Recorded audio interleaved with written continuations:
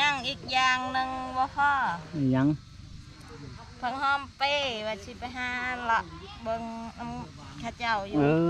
พอหอมเป้ไปหาเลาะข้อน้องข้าเจ้าก็ได้โดยเพราะว่าอันขั้นข้าเจ้าค่ายนี่มันจะบ่มีได้โดยมันบ่มี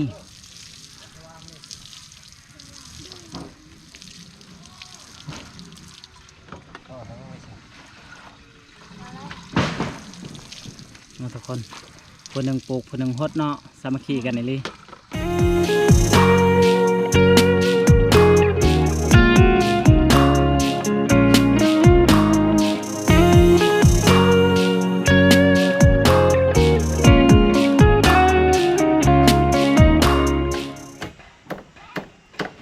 เริ่มสิมุ่งแล้วพี่น้องเอ้ยบัดนี้เนาะ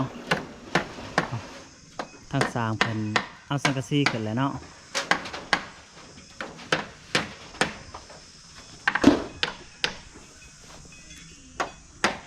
ก็คือเขาบ้านทุกคนเฮาจะได้จ่างเพิ่นอีกเทื่อหนึ่งเนาะก็คือทั้งบ้านเบาสัญญาเนาะเขาเจ้าแอมแล้วเฮ็ดเทื่อนแล้วเขาเจ้าบ่ได้เอาเขาบ้านเนาะทุกคนแต่ว่าเฮาต้องไปขอสร้างเพิ่นให้เพิ่นเฮ็ดให้ทุกคนเทื่อหนึ่งเนาะแต่ตอนนี้เขาเจ้ากำลังสิมุ่งทุกคน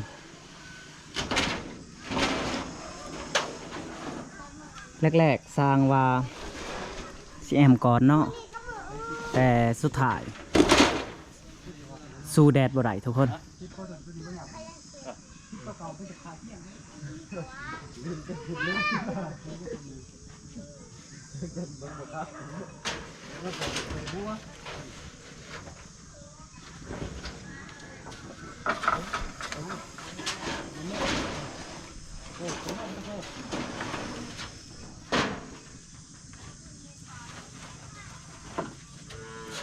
ขั้นเป็นอันอโลสิกเนาะทุกคนเนาะโอ้แห้งงามเพื่อนแบบหลังคาแบบนี้เนาะทุกคนแต่ว่าทั้งเหือแห้งเฮากะมีแต่เอ่ยหน่อยคนเดียวเนาะทุกคนก็เลยเฮาสื่อสังกะสีแต่อันนี้ก็หมด50-60 ล้านแล้วได้ทุกคนเลย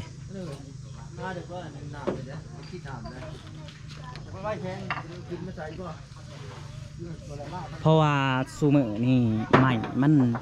จะแพงสุดๆเลยคือผ้าเสลาแห้งแพงทุกคนแต่ว่าทั้งบ้านเบาสัญญาเขาจะเอาแผ่นหนึ่ง40,000เนาะไม้เสลาก็คือไม้ปลาล่มนี่แหละทุกคนปลาล่มพัดสายเนาะ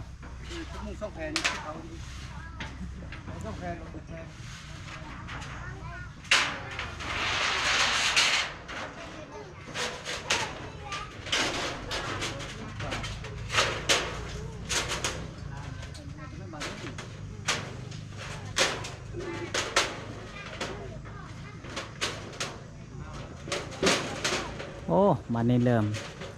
สีหมเลยทุกคนมือนี่นาจะแหลวเนาะเพราะว่าเขาจะมุกนาจะแหลวทุกคนเลย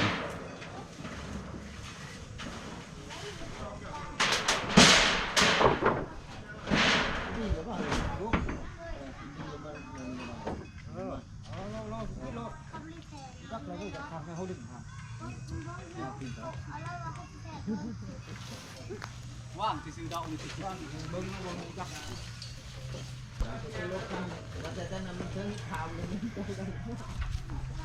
สำนึกงามแล้วเนาะทุกคนเนาะ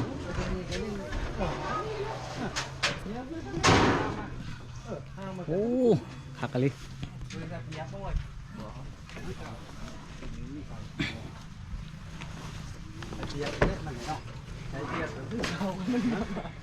มันบุกไปน้ำเพียเอากินบ่ไปแล้วเว้ยมึงไปสะเพียกแล้วทางเธอกับยาที่แดงเลยมันวิบลายเนาะไปได้3สำคัญ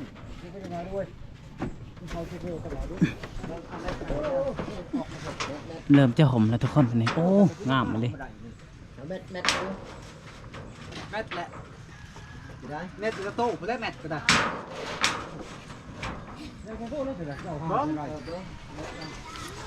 ก็เอาขาตัวนั้นก็เอาเลยนะตายไปได้ตัวเจ้าฮะเอา10 เซนบ่ฮะมัน10 เซนได้นี่ เขาว่าอันนั้นเขามาเลยที่บ่ได้ จะได้กันให้ความยันหน่วยมันนี่นะ ฮะ แต่ความหน่วย กิโลแค่ห่างมันใส่กับแม่อยู่ในทงต่อเป็นบ่ ลงเลย นี่บ่ ใช่แม่น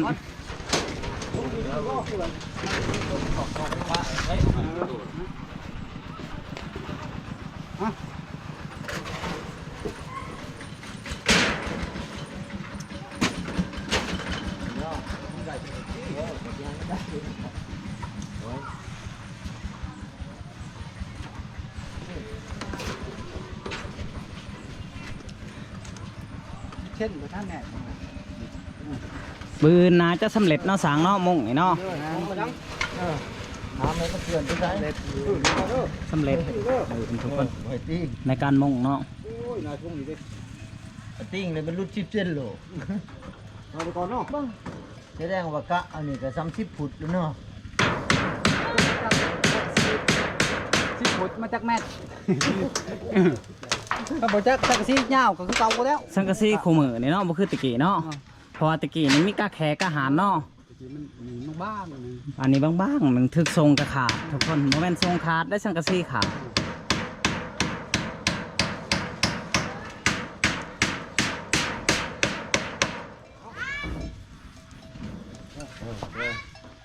เอาต้องคัดลงหัก บ่าวสัญญาไปสื่อทุกสิ่งทุกอย่างเลยทุกคนแต่ว่าลืมแนวเดียวเนาะก็คือ แนวเขาบ้านประตูทุกคนเนาะแนวเขาบ้านนี่ก็คืออันยังแหละ เขาเอ่นว่าบ้านพับทุกคนบ้านพับและน็อตจับเนาะก็คือก้อนล็อกเนาะเฮายังบ่ทันได้ซื้อเถือเนาะทุกคนแล้วก็แนวจับเนาะก็คือหยวกมันบ่เขาเจ้าเอิ้นเนาะตัวม่วงมันเนาะทุกคนโอ้ปลูกพักแล้วบ่ทางนั้นฮะปลูกเลยเนาะ ไม่แหวกเนาะ ปลูกทีก็ได้พักอันยังแหละพักกาดบ่แม่นพักบ่งปลูกทีก็ได้เพราะว่าทั้งเอื่อยเพิ่นเฮ็ดนานพักมาทุกคนเนาะกับอ้ายเพิ่นกับผู้ดีแหละอันลังสงกรานต์เนาะทุกคนก็จะได้กินเนาะเพิ่นสิปลูกมักทั่วแน่เพิ่นว่า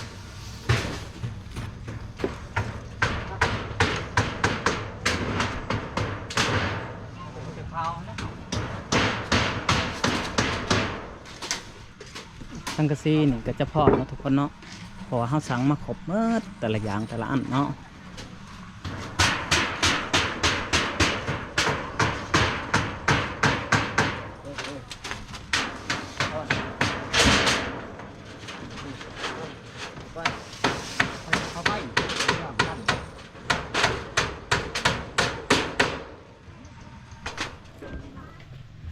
ยังท่านได้เทเถือทุกคนเนาะเพราะว่าสร้างเพิ่นยังบุกกับสังกะสียังบุกมุงอยู่เนาะอ้าวสบายดีเอ้ยสบายดี เลยส โอ้ บายดี ไปได้ปลูกในซะนี่ฮะ ในพักซี่ ในผักซี่ โดย ปลูกเอาเป็นแบบสันเลยบ่ โดย ยันว่าอันหวานเอาบ่บ่ บ่ยันมีแนวเอาไป โอ้ยันหมดแมงเนาะ โดย ยันหมดแมงทุกคนหั่นคือไปสันเลยหมดมันจะถือในผักซี่ไปเนาะ โดย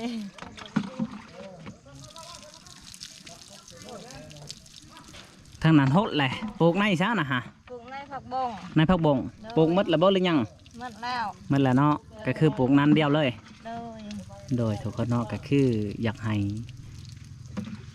เอาอีกบ่ในผักบงหรือเศร้า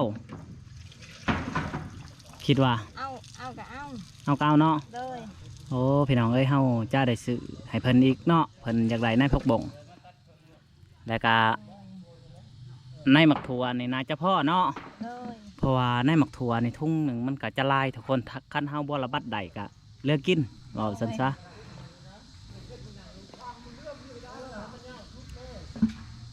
อยากได้ในผักบงกับในหอมป้อม ในห้อมปอมเนาะ โดย พ่อใดใส่ผักใส่มีพ่อใดใส่อันนั้นของครบของกินเนาะ โดย โดย ย่างอีกอย่างหนึ่งว่าพ่อ อีหยัง ผักหอมเป้ว่าสิไปหาละเบิ่งน้ำข้าเจ้าอยู่ ของหอมเป้ไปหาเลาะคอน้องเขาเจ้าก็ได้ โดย เพราะว่าอันขั้นเขาเจ้าค่ายนี่มันจะบ่มีได้ โดย มันบ่มี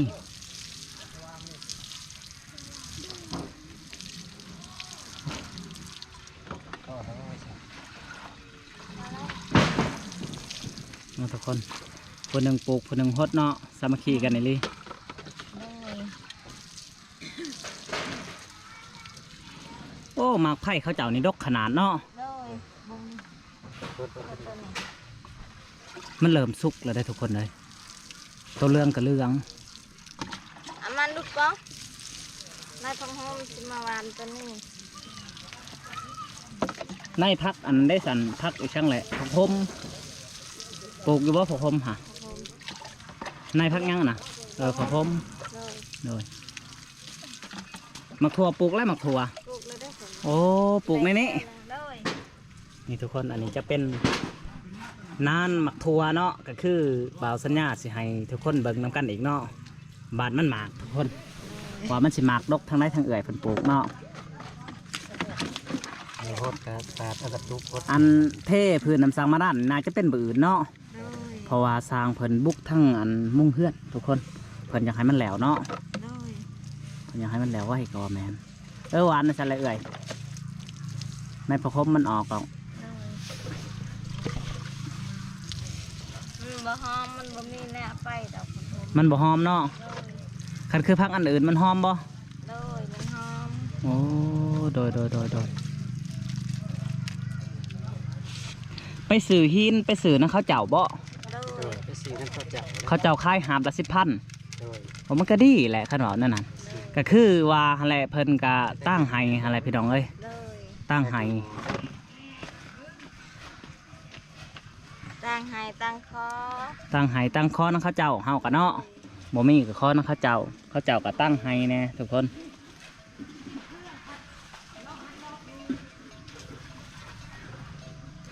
คันเป็นดินเองนี่จะดีได้เนาะเอื่อยเนาะ โดย แต่นี่เป็นดินของเขาเจ้าทุกคนก็คือเอื่อยเพิ่นคอปลุกเพื่อนแล้วก็คออยู่นี่เนาะก็คือ ครับ เอื่อยบอกว่าขั้นว่าอันลูกไงเนาะลูกไงไปเป็นหาเงินหาค่ำใดกับ จะขอสื่อน้ำเขาเจ้าเนาะ โดย ทุกคนเนาะ คือน้ำข้าวเจ้า จะขอสื่อน้ำเขาเจ้า แต่ว่าทั้งเอื่อยเพิ่นกับบ่มีเงินทุกคนบ่มีเงินซื้อดินซื้อดอนว่าง่ายๆว่าคือเงินซื้อเขาก็เจ้าบ่มีเนาะ โดยบ่มี ไปได้เขายังไล่ไปได้เขาฮะ เขายังบ่ได้หลายมันยังได้อยู่ทางหนึง โอ้ยังได้อยู่ทางหนึ่งเนาะ โดย โดยคือยังไหนทางหนึ่งทางเฮ้ากับซีซีให้เพิ่นอีกทุกคนประมาณว่า50 โลเนาะ โดย ก็คือเฮาจะสื่อมาให้เพิ่น50 โลก็ว่าแมนเนาะทุกคนเนาะเฮาจะซีมาให้เพิ่นน่าจะเป็นผู้แลทุกคนบืนหรือฮื้อผู้แลยังพอได้กินอยู่เนาะเอ้ยเนาะ โดยมันพอได้กิน แต่ว่าท่านเพื่อนแล้วทุกคนท่านเพื่อนแล้วก็มีแต่ว่าเฮาก็ตั้งจิตตั้งใจ หาเงินหาคำ โดย ซื้ออยู่ซื้อกิน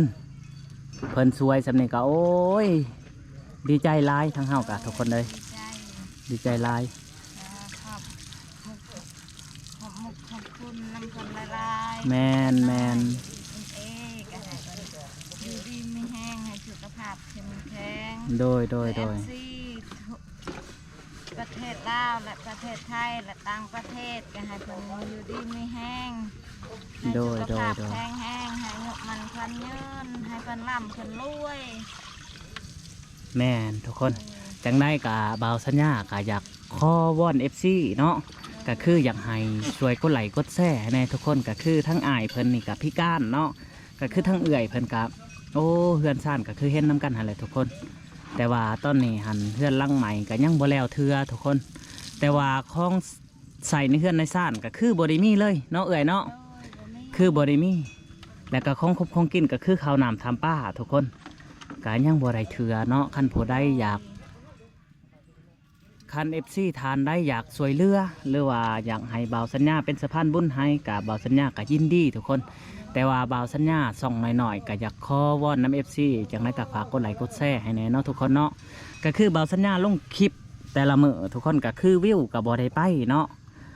บ่าวสัญญาก็คิดอยู่ว่าเป็นหยังจังว่าวิวบ่ไปเนื่องจากว่าส่องบ่าวสัญญาก็น้อยทุกคนแล้วก็ทาน FC ก็บ่หลายทุกคนแต่บ่าวสัญญาก็อยากสู้ๆไปเนาะอยากขอวอน FC ทางไลน์เนาะอยากให้ช่วยกดไลค์กดแชร์ให้ทุกคนเนาะ เป็นได้อันนั้นสิเทเลยบ่โอ้ทางนี้จะเห็ดถาเนาะทางนั้นจะเห็ดทุกคนคิดว่าเพิ่นสิบ่ได้เฮ็ดทุกคนแต่เพิ่นว่าอยากเฮ็ดให้มันแล้วคือกันเนาะเพิ่นจะมาปูนถาทุกคนเป็นไดมันขึ้นบ่เป็นนังบ่เป็นนัง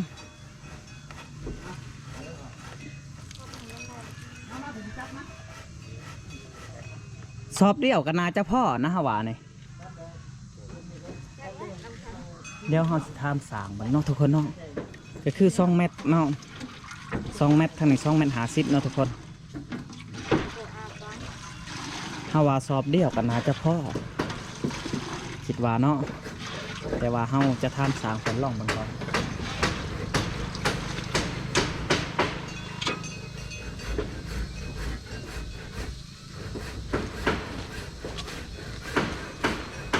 เพราะว่าสอบเดียวก็จะกระเพาะประจับเนาะพ่อได้สอบเดียวเลยเพราะว่ามันกับบริไงไปได้เนาะทุกคนอีกอย่างเขาเห็ดโค้งห่างไปเทียมหอยเลยเฮาเท่มันจะบ่ไปใช่เนาะก็คือเฮาไปเท่ให้ลุงโจ้ยมันนั่นโอ้ทุกคนเลยมันบ่มีโค้งห่างเนาะมันจะเท่หยากในจังหน่อยแต่ว่าอันนี้ทางเพิ่นเฮ็ดแบบมาตรฐานเลย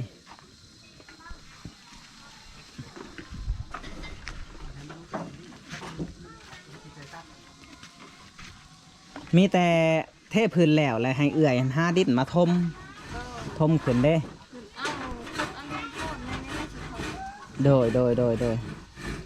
คุณเอาดินโพนทมแมนมันไล่มาผิดเลยเนาะทุกคนเนาะ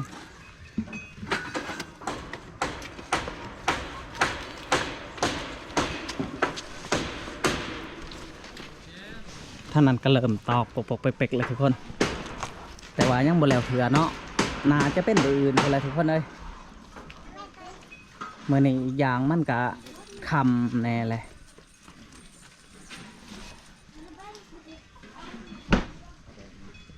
คำแล้วก็ว่าแมนเนาะเมื่อนี้เนาะก็เว้นก็เริ่มยับหมอจอจัดลงเลย